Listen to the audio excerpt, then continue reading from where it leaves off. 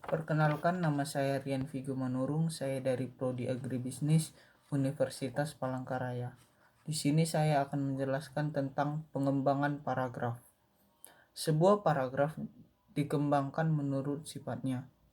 Pengembangan paragraf dapat dilakukan dengan satu pola atau lebih. Ada beberapa metode pengembangan paragraf, diantaranya sebagai berikut. Yang pertama, kronologi. Pengembangan paragraf secara kronologi atau alamiah disusun menurut susunan waktu.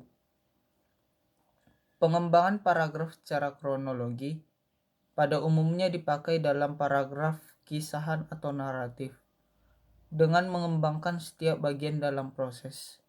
Yang kedua, ilustrasi. Pengembangan paragraf dengan ilustrasi digunakan dengan paragraf paparan atau ekspositoris untuk menyajikan suatu gambaran umum atau khusus tentang suatu prinsip atau konsep yang dianggap belum dipahami oleh pembaca. Yang ketiga, definisi.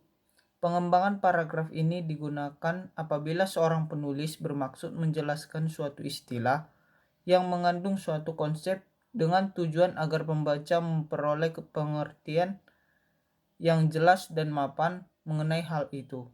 Yang keempat, analogi. Pengembangan paragraf secara analogi merupakan pengembangan paragraf dengan ilustrasi khusus. Yang kelima, pembandingan dan pengontrasan.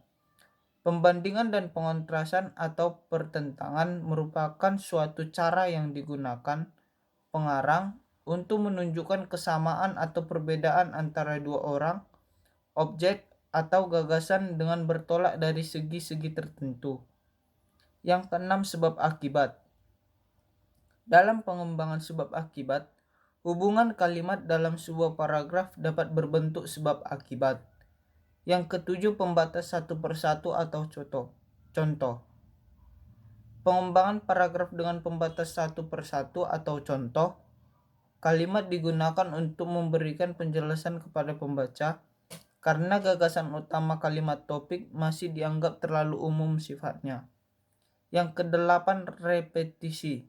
Dalam pengembangan paragraf secara repetisi ini, sebuah pokok bahasan ditampilkan secara berulang pada kalimat berikutnya.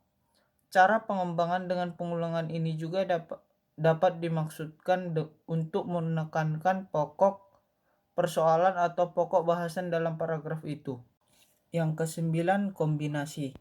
Pengembangan paragraf juga dapat dilakukan dengan mengombinasi beberapa metode pengembangan.